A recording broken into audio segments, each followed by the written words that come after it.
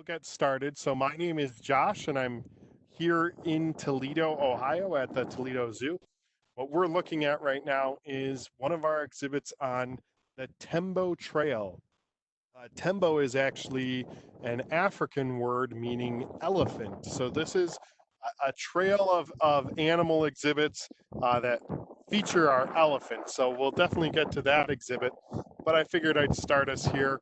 Our uh, there we go, right over the hill. They are Josh, having. Alex is on with us, just so you know. She can hear and speak. Okay, great. So if you look, there's our first animal on exhibit. I saw early in the chat some people correctly identified it as caribou or reindeer. So this is our little reindeer herd. We have 3 female reindeers, and they're all named after Christmas themes. So we have Holly, who's the one way up in the back there. Right here close is actually our oldest one. This is Noel. And then there's also Felice here. So if you notice about our reindeer, 2 of them don't have any antlers right now. And the one right here drinking, she is just growing her antlers. They lose their antlers in the winter as a way of conserving energy, and then they grow them back in the spring and summer. So they're just starting that process right now. They are a herd animal, so they'll live together.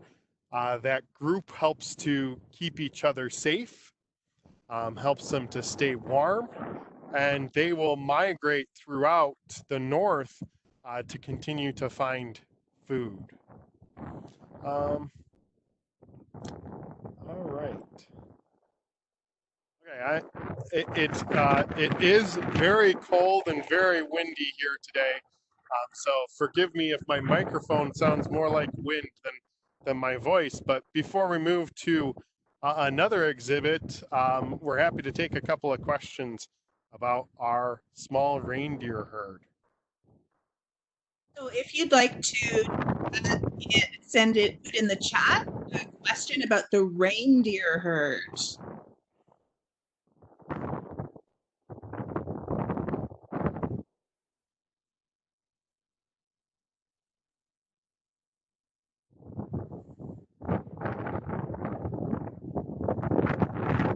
I don't think we have any yet. All right, well, I'm going to be walking over to our next exhibit. So you'll see a little bit of a path of the zoo as I walk.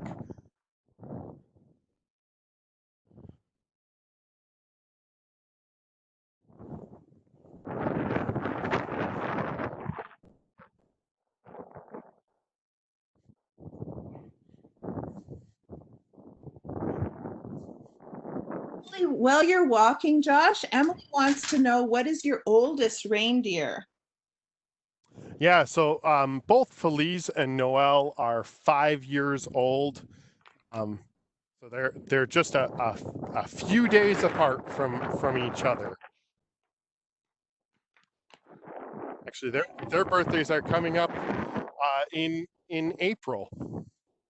And Gibbler would like to know, what are reindeer antlers made from? That's a great question. That is a great question. Surprisingly, they're bone. That is bone that grows out of a reindeer's head, and it grows out every year. All right, we are at the doors to our elephant exhibit. We're going to go inside. Should be less windy, and we'll see what we can see. Wow, this is a great personal tour of the zoo. Thank you so much.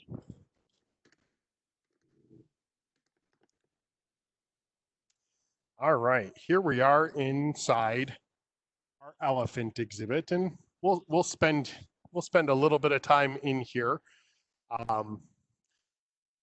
So you have a view of 2 of our elephants. So the one that is closer to us and is larger is Renee, and the one that is back is her son, Lucas. I'm going to give you a minute to just kind of watch. Oh, Renee's coming right up to us.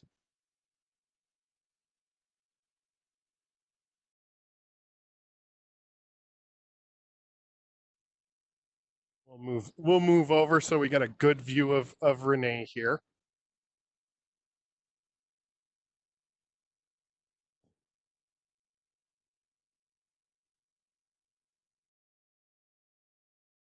So elephants, as you can imagine, are the largest land animal that there is. So we have 3 elephants here at the Toledo Zoo.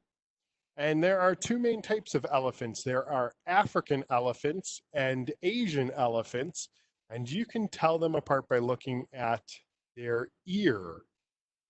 So instead of me giving you the answer, I'm going to have you go ahead, type in the chat. Do you think that Renee here is an African elephant or an Asian elephant?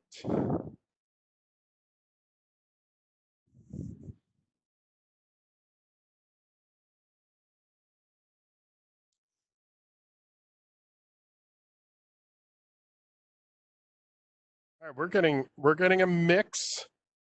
That's great. So all of our elephants here in Toledo are African elephants. And we don't have the best view of her ear right now, but African elephants are known for their larger ears. They're a larger elephant overall, and both male and female have tusks. So those are ways of telling the African and Asian apart. So Renee, the one that's walking away from us, was born in 1979. So she is 40 years old right now. And then Lucas in the back there is just a few years old. I believe if we can connect to Alex, she has some other elephant things that she can share with us. Yeah.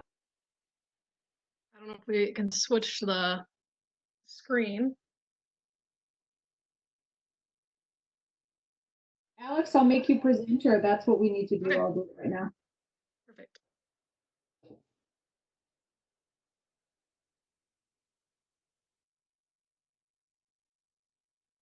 All right, so if you guys can see me, I have a few things I can show you that are similar to what Josh was talking about with elephants.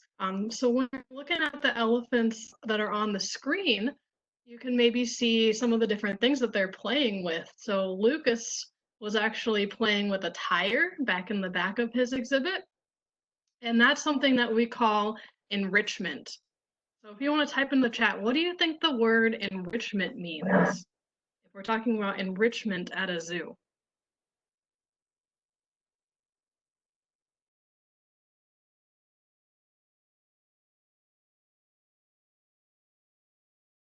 What do you think the word enrichment means?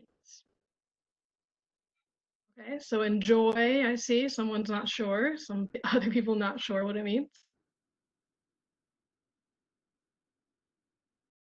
Okay, yeah, someone said something to make your life better or improve. Yeah, that's a great answer. So enrichment is something that you do to improve the life of an animal that may be in captivity. It helps to keep their minds active, helps to keep them using their adaptations like their trunks, even their ears and their feet. So one of the reasons why it's so important to have enrichment, I have with me a little, this kind of just looks like a normal bolt, but I'm holding it and I'll let you know it's probably a good 10 pounds, maybe more. It's pretty heavy. And this was actually a bolt on an elephant exhibit. And the elephant decided to make his own enrichment one day and kind of ripped this bolt off. So that's why it's really important for us to have good, proper, and safe enrichment at the zoo so that the elephants can use their trunks and use their abilities to keep their minds active. So one of the things that we do at the zoo, not only do you see the toys that are in their exhibit, like the tires or the high up things for them to feed off of, but we also use something called training. So this is an example of something that we do to help train our elephants. Anybody have a guess of what this item is? You want to type that into the chat?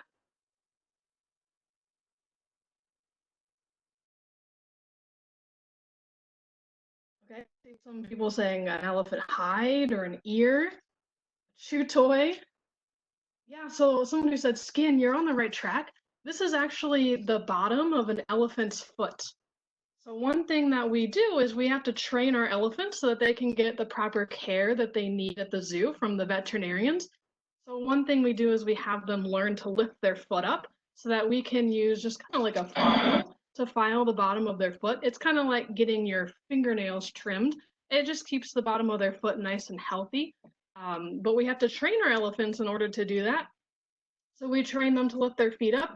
That training not only helps with their care, but also helps to keep their minds active, and they learn lots of different things to do that not only help with their care, but like I said, keeps them thinking and on their feet. So this is the trimming off of a foot. An elephant's foot can actually get really, really big. It can get up to this big here, so you can see my head. It can get bigger than my head. This is a version of probably a really big elephant. Our elephant feet aren't quite this big, but they can get really, really large. All right. And the last thing I want to show you before I turn it back over to Josh. So not only do we have to care for them with filing their feet, making sure that they have enrichment, but we also have to keep them nice and healthy with their proper food. So what do you think this item is?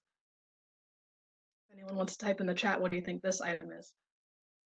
It looks like cheese. Okay, a bone. Ah, tooth. Yes, this is actually one elephant tooth. So you can see this is my head again. It's pretty big. It's a pretty big tooth. Um, so how many teeth do you think elephants have?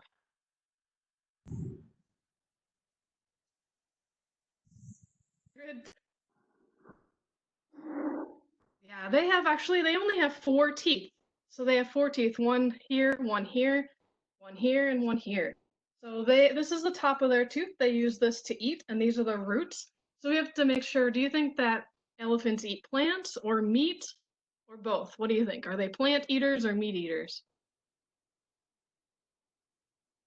Yeah, they're plant eaters. So they use the top of their teeth to grind on plants, and they'll actually keep grinding these down, and they have to regrow their teeth. So we have to make sure we feed them the proper plant diet. All right, so we can take more questions about elephants, and we'll probably spotlight Josh's video again so you can see the elephants back in the exhibit. Yeah, so Alex, if you want to turn off your sound, that would help a lot. So we'll maybe take 3 questions about elephants. Sure. As we're coming up with those questions, I want to highlight a few things about the exhibit. One, we're actually looking at a pile of sand in front of us. In order to make the exhibit as friendly to the elephant's feet, this whole exhibit here has a sand floor. Elephants spend a lot of time walking, and when you weigh 8,000 pounds, it's important that you have a cushioned step. So having them on concrete all the time would be very rough on their feet. So sand is much, much nicer on their feet.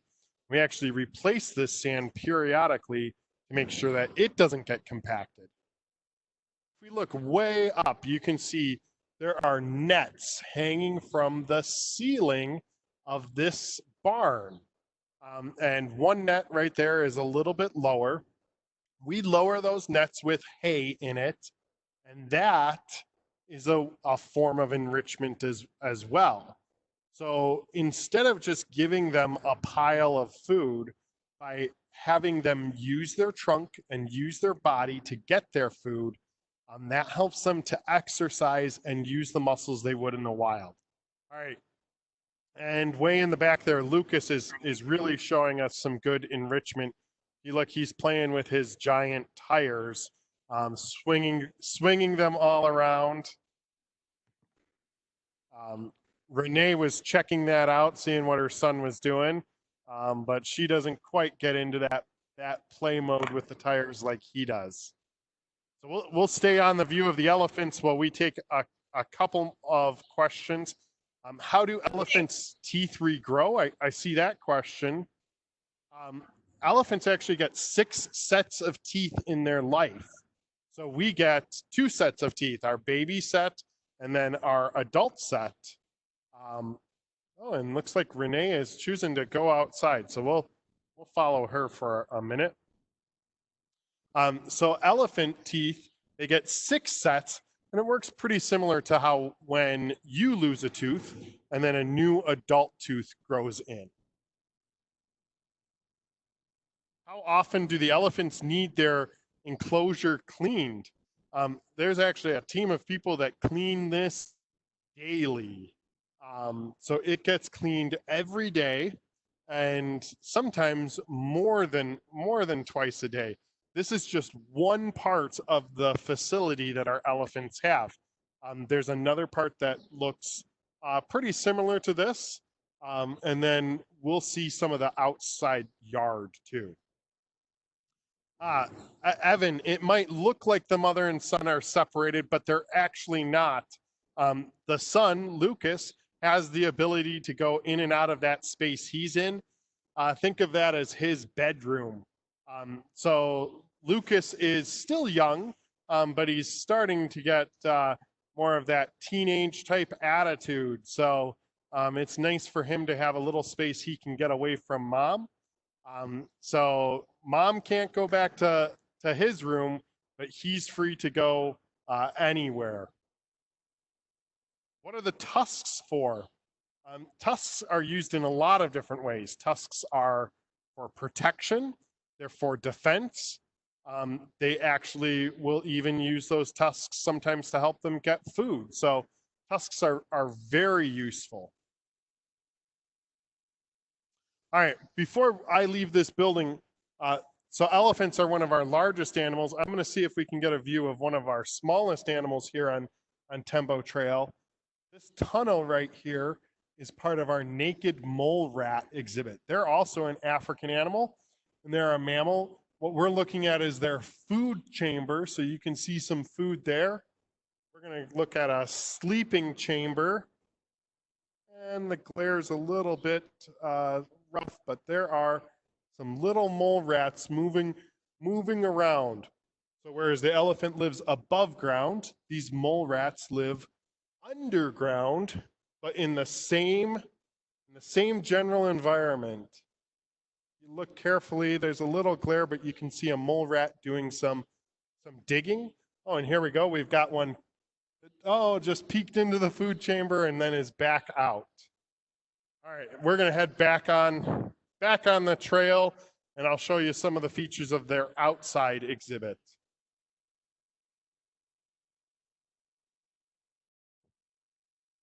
While I'm walking, we're definitely able to take more questions. You know, we could turn it back over to Alex, and she can tell us a little bit as we go towards our next exhibit. So Alex, did you want to read the questions from the chat, or do you want me to ask them for you? Oh, sure, I can read them from the chat. The first one I see, in the winter, do the elephants need sweaters? That's actually a really good question. So the African elephant is, of course, an African species. So they are used to a warmer climate, and the area that you just saw Josh in, that was their winter habitat, really. That's where they spend a lot of their time in the winter, and when it gets to be a certain temperature, they're allowed to have access to the outside. But if it's colder than that, they are shut up inside to make sure that they stay nice and warm and healthy. What do we feed them? You can notice in their feeders they have lots of hay to eat, but occasionally our elephants will get some special treats. They occasionally will get some fruits and veggies. One of their favorite treats is actually unsalted popcorn, so sometimes they'll give them that as a special treat. And the next question says, how did the zoo get elephants? So the elephants that we have at our zoo were born either at our zoo or at other facilities. So Lucas was born here. Renee is his mom, and he was born here. And I believe Renee was born at another zoo. So a lot of times animals will stay at a zoo or move around to different zoos in order to breed them. That's part of something we call a species survival plan, where people that work for zoos, they make plans to help make sure that animals can stay. We have the animals, and if they're endangered, we have baby animals. So a lot of times you'll see different animals in different zoos that are being bred. Renee's mate was a elephant named Louie, who is at a different zoo now for that reason, for a different breeding program. Someone asked if we put vitamins in their food. Yeah, so we make sure that the elephants have a great balanced diet. So the keepers make sure they get all the vitamins and minerals that they need. And elephants can live a pretty long time. I believe, let me look it up really quick, they can live up into their 50s, even 60s. Yep. And how do you transfer elephants? Another good question. The answer to that is very carefully. So elephants are an animal that we do try to avoid moving if we can, because they're so large and difficult to move. But when we do have to move them, they make sure that they are very secure in very large trucks to keep them nice and safe. All right, Josh, did you want to show us what we're looking at now?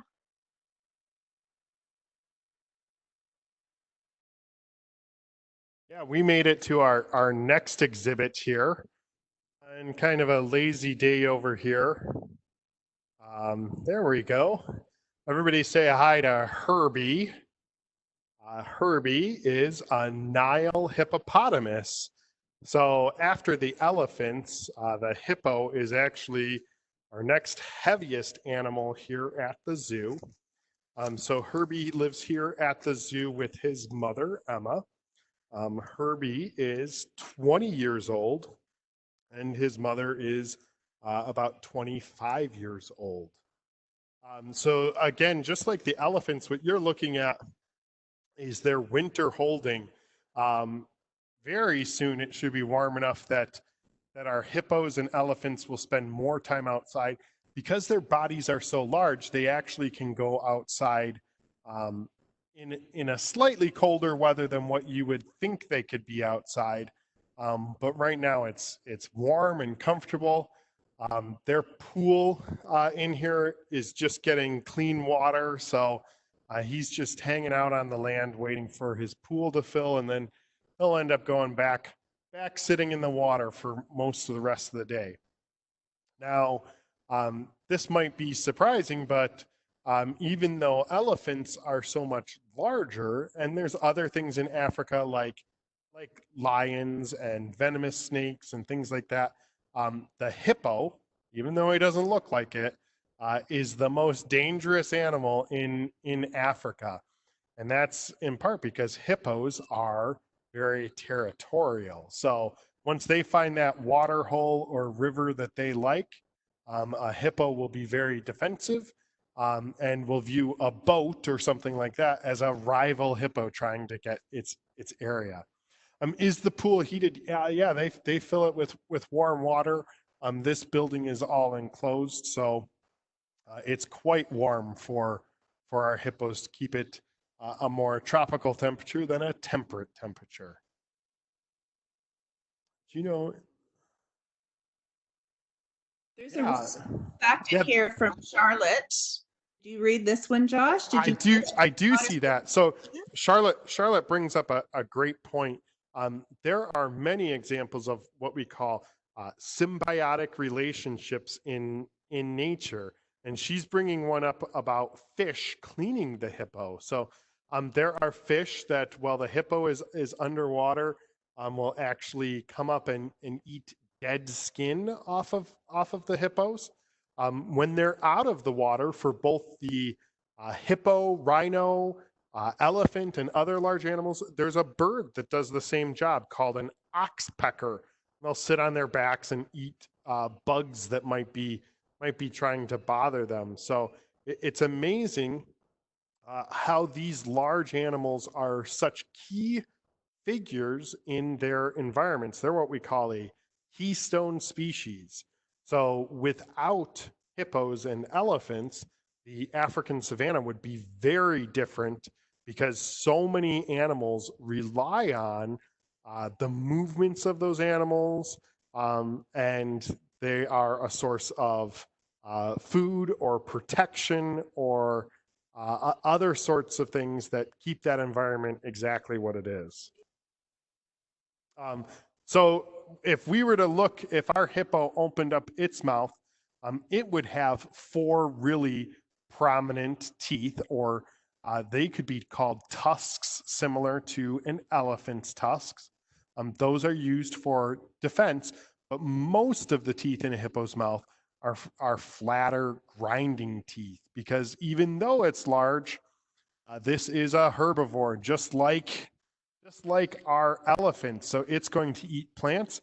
We can see Herbie's kind of that pinkish around his mouth are his lips. He does not bite the grass or plants that he eats. He uses his lips to kind of pick them, and then the back teeth to grind them. He looks small because we're a little bit away from him. Herbie is a few thousand pounds though, so he's definitely not small. And why is that? Weston would like to know, why is the hippo considered so dangerous? Well, you can see because of its size, and like I was saying before, they can be very territorial. So you get a large animal that can move quickly in the water. If you were in a boat or accidentally stumbling in a hippo's area, it could be pretty defensive, and they're defensive to make sure that they have the habitat that they want. They also are very defensive to protect their young. One other really interesting thing about hippos, even though they spend a large portion of their time in the water, hippos actually cannot swim. What they do is they go down to the bottom of the water and use their legs to push around. So mostly they're just kind of floating or wallowing in the water holes, but they are not swimming through the water like other animals do. They walk along the bottom in order to move. Okay, we're gonna move over to the next exhibit. So I'll turn it over to Alex to tell you a little bit more, and we're gonna see some pretty playful animals.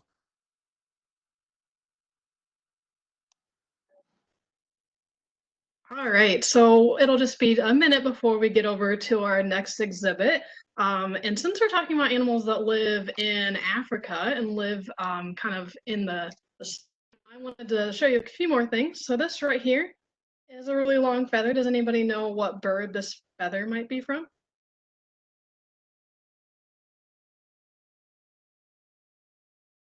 Crane, peacock. So I'll give you a hint. It is a big bird that lives in Africa. Yeah, ostrich. So this is an ostrich feather. And I just wanted to point this out as another animal that lives in Africa. And we talked about how elephants live in a hot area. Ostriches also live in a hot area. And so they actually use these feathers kind of like air conditioning. So they'll flap them and flap their wings. Even though ostriches can't fly, they still use their wings to keep cool. And they'll also use them to kind of show off. It looks like we've got a really playful animal on the screen. So I'll turn it back over to Josh.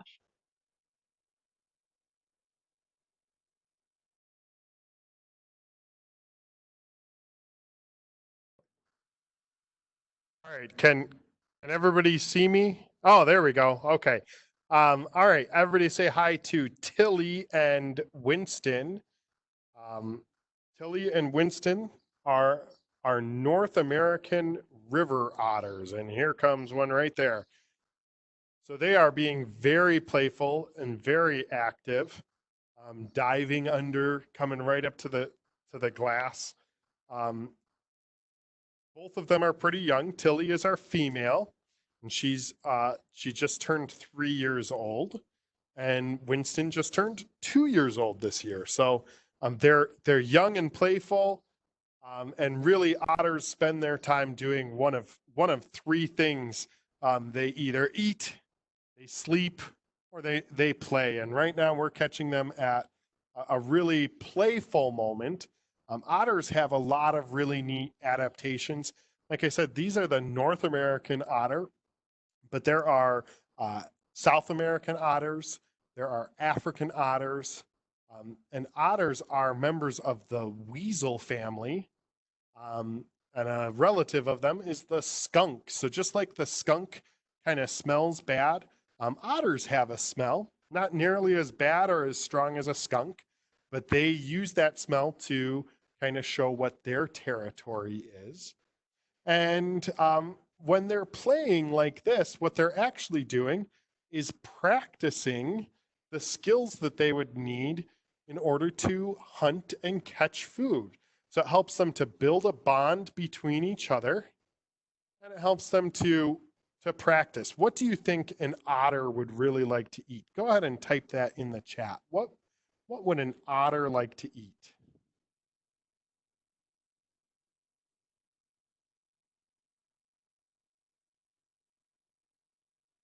Oh, we're getting a lot of good guesses. So fish is a definite yes for these otters. They'll eat fish. They'll actually work together to help corner fish and grab them. But they'll eat. Oh, here we go. A great answer. Clams. Yeah, they like to eat clams and crustaceans. If you look down at the bottom of their water, there's all these rocks. They'll go exploring in those rocks, looking for crayfish, clams, mussels, all sorts of things. And they'll gladly eat those things as well. They do not eat any plants, though. Otters are true carnivores, so they have sharp teeth for eating the meat that they like to eat.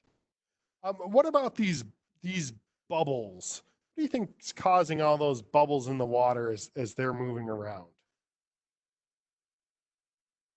You're right, that's oxygen.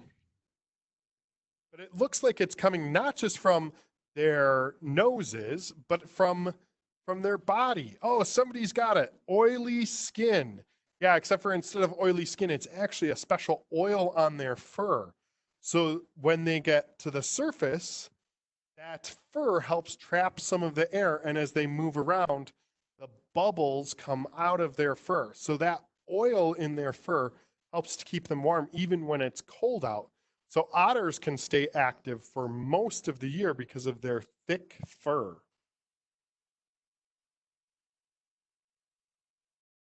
And then I want to point out that they have a tail that isn't quite as flat like a beaver, but they definitely use that tail as a rudder.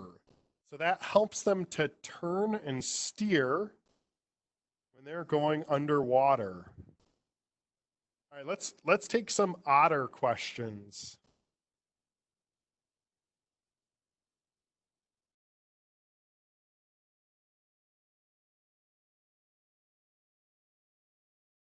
What type are they? Yeah, these are North American river otters. So they're kind of an average size otter. The larger otters, there's a Amazon River otter and then the sea otter. The otters like the cold. Do you know what? They don't mind the cold because of the thick fur that they have. And do they work together to protect each other?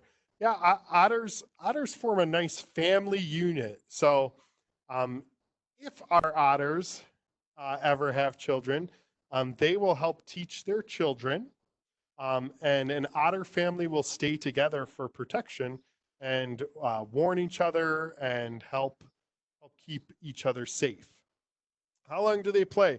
Well, they work kind of like toddlers. So they're going to play really hard for a while, and then they're going to curl up and find a nice place to take a nap. They can't breathe underwater, so they are a mammal just like you and me. So they have lungs, so they need to take a deep breath. An otter can, this type of otter can hold their breath for about 8 minutes, which is a long time, much longer than you or I could. How do they hunt? They work together. You see how when they swim, they're really good at curving their body and moving in kind of some unpredictable motions. Well, when multiple otters are doing that together, that can confuse the fish. So one kind of distracts the fish and the other one grabs them. these otters, this is a male and a female otter, so they have not yet started a family, but we are hopeful that these otters will start an otter family. When they sleep, this type of otter sleeps on the land. The sea otter, its relative, will wrap itself in kelp and will sleep in the ocean. Are they friendly to other species of otters? Do you know what? They actually won't encounter in the wild other species of otters. Where they live, they're the only type of otter. So I don't know. I imagine that they would be uh, accepting of another otter if they saw it. But again, river otters are unique to their territory in terms of otters. What are their predators? That's a great question. Well, when they're young, a large fish could hunt a baby otter. So an otter mother and father would definitely want to protect them. But then they would need to watch out for larger predators, birds of prey like eagles, and then things like foxes, wolves, coyotes. Where in the wild can we find this species of otter? This one is found throughout North America, in inland lakes and rivers.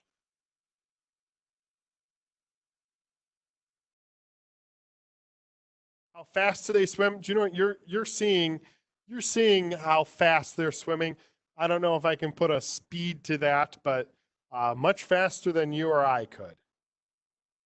And they start swimming pretty early after they're born, within a month or so.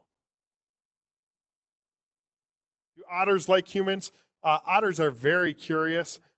They're probably checking me out in this camera that I have as much as we're checking them out. So they love kind of checking things out and are very curious and very playful. Ooh, do you know? I don't know off the top of my head. Alex, do you know how many total species of otters there are in the world?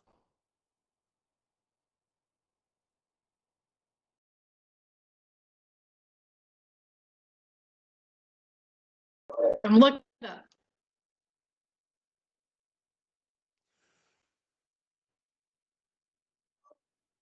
There's about 13 species.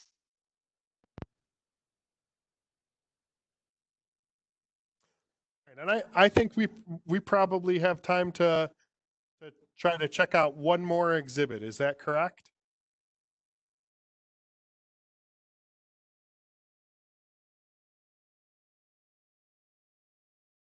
All right, I'm going to turn it back over to Alex, and I'll travel to one more exhibit for us to check out. All right. So while we're traveling, I can show you a really quick close-up view of an otter first. So we were talking about how waterproof they are and how streamlined they are for the water. This is what their fur looks like up close, so you can get a good view of that. Of course, they have nice webbed feet that help them to swim too. And one thing that we didn't mention, when they swim, they actually have an eyelid that goes over their eye called a nictitating membrane that helps to protect their eye from being underwater, kind of like when you wear goggles when you're swimming. So that's a really cool adaptation as well that a lot of animals have to help protect them from the water or from sand or anything like that as well.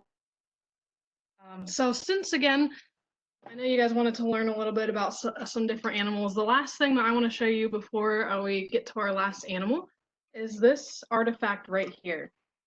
Does anybody know what animal this might come from or what this even is?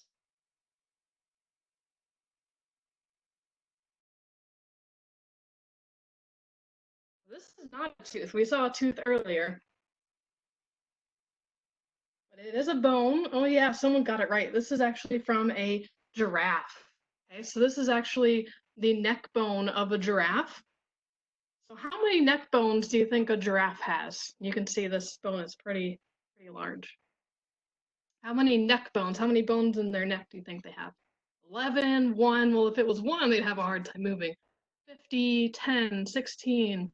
I haven't seen it yet. 5 is close. 5 is really close. No, 7, I saw it. So 7. So giraffes actually have 7 neck bones. And that's cool because 7 is actually the same amount as you and me. So if you feel the little neck bones on the back of your neck, you have 7 little neck bones, and giraffes have 7 really big neck bones. So why do giraffes have to have such long necks? Why do they have such long necks?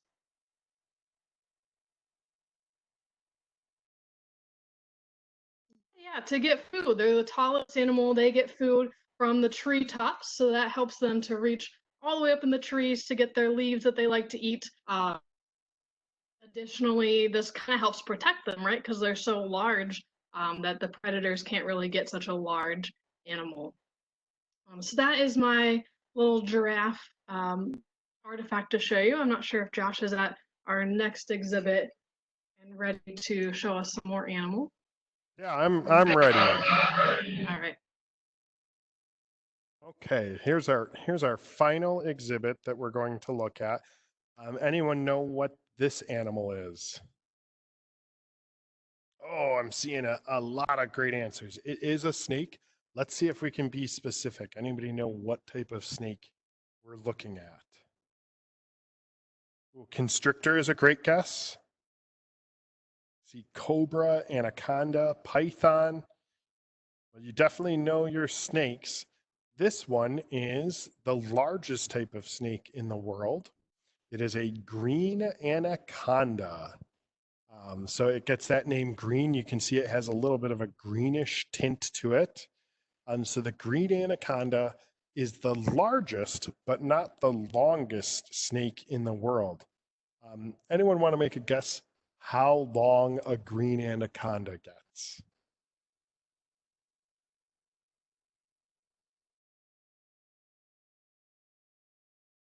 Oh, getting some great guesses. We have 16 feet, 15 feet, 3 meters, 50 feet, 40 feet. Well, do you know what? A green anaconda, the record is somewhere right around 20 feet. So that's nowhere near the longest snake. How long do you think the longest snake, which is the reticulated python, gets?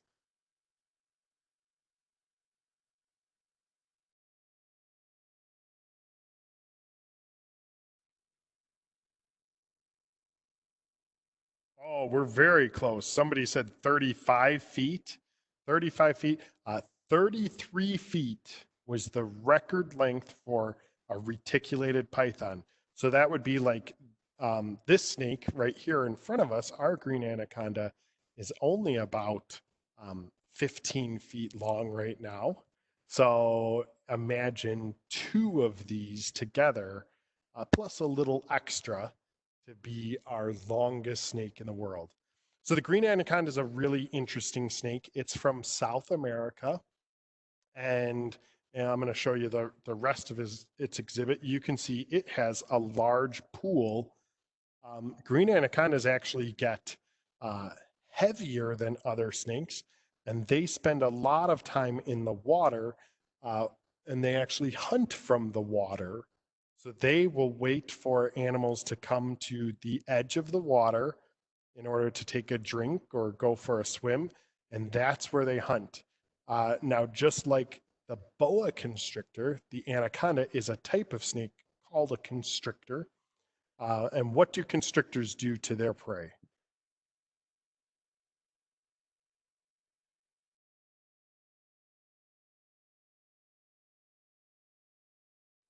Oh, I'm seeing a lot of answers. They definitely bite it and then squeeze it or constrict it. Yeah, so they'll wrap around it and squeeze tight, and that squeezing actually is how they kill their prey before they eat it. So a snake eats things after they have already died. This snake would not eat a hippo because it is from South America. So it would eat things that are in South America, some deer, an animal called a tapir, or the largest rodent called a capybara, are all things that this snake might try to eat. Snakes do have a special jaw that lets them fit larger things in their mouth. So imagine your jaw. Your jaw just opens one way. A snake jaw actually opens two ways to expand. So if we were like snakes, we would be able to eat something the size of a watermelon whole without chewing it. So imagine if you could open up your mouth that big. Could they eat a human? Do you know what a human? It would have to be an extremely large snake because humans have shoulders, and shoulders are wide parts of our body.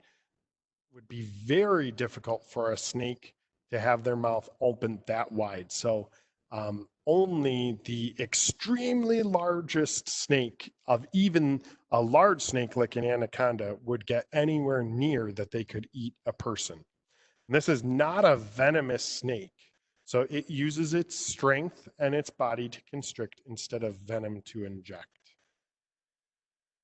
What is the biggest snake that we have? You're looking at one of our two biggest snakes. Do you know, go right across the way.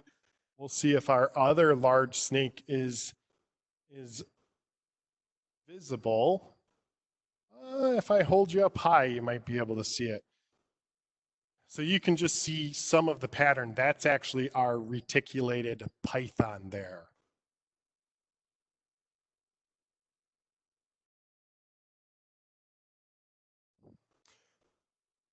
All right, well, as we wrap this up, I think maybe we'll turn it back to Alex and she can answer some of your final questions.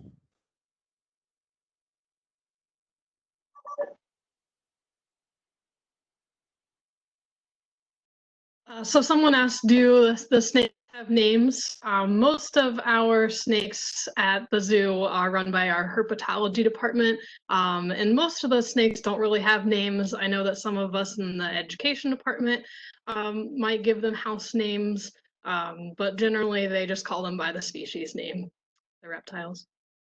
How many snake species are there at our zoo? We have quite a number of them, and I don't know the exact number that we have at our zoo because we have a museum. The top floor of our museum has probably about 10 or so different snake species just in there, and then that whole reptile house has a whole bunch of snakes too. So my best guess. Go ahead, Josh.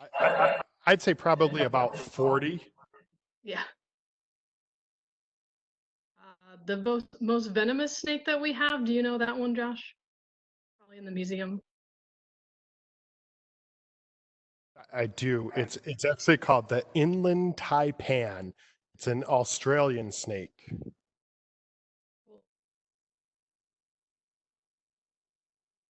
I wish I had a snake skin to show you. I did not pack that one into the class today, but the snake skin is pretty cool to see. So if you look up pictures of snake skin, so they do shed off the layer of their skin as they're growing, and they'll do that periodically. And generally, when the snakes are shedding, we want to make sure we give them their space because it affects how they see. You eat snakes, I'm sure there are certain countries in the world that might do that, but most of the time we let our snakes be here at the zoo.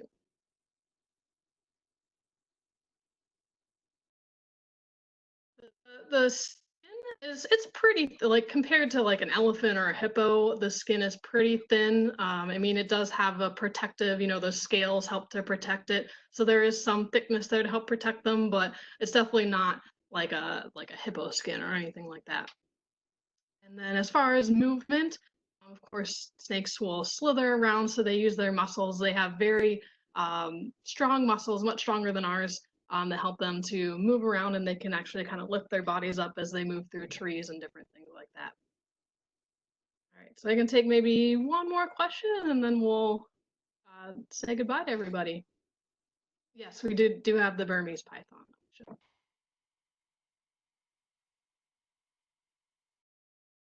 All right. Well, thanks. Logging on. Thanks, Alex and John. I think we've got too many mics on. But thanks, Alex and Josh, for an amazing presentation that we saw some of the animals that the students wanted to see and learned some amazing facts. I would have thought there would have been more bones in a giraffe's neck than that, but that was a really fun fact for me to learn. Again, students, we have more sessions coming up, and we will definitely book more with the Toledo Zoo. So please, if you want to learn more, just go back to our website.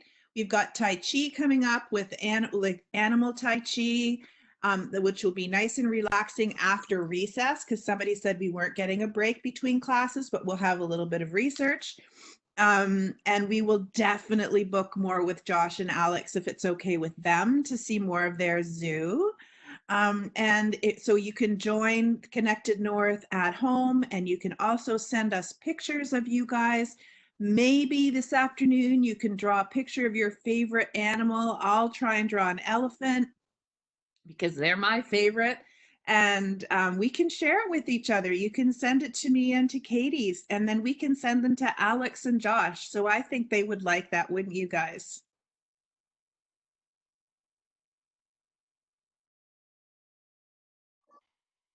Yep, definitely. Oh, so thanks everyone, and thank you. We saw some new names in the chat. Would you guys like to put in the chat where you're from? Because we know where MacGyver is, we know where Gibbler is, but we have new people. We've got Loren and Ivory and oh, who else is a new name in here? Georgia. Yeah, it's awesome to see you guys. So if you live in Winnipeg, but you're in Winnipeg, but you live in Fort Francis, Kenora, this is awesome. Emo, Red Lakes, Stratton, Ontario. Thanks, guys, for sharing. And we know we have some friends who are in Iqaluit. So maybe we'll see you after lunch. We'll see you for Tai Chi, and which will be so relaxing and so much fun. So thanks, everyone. And especially thanks to the zoo.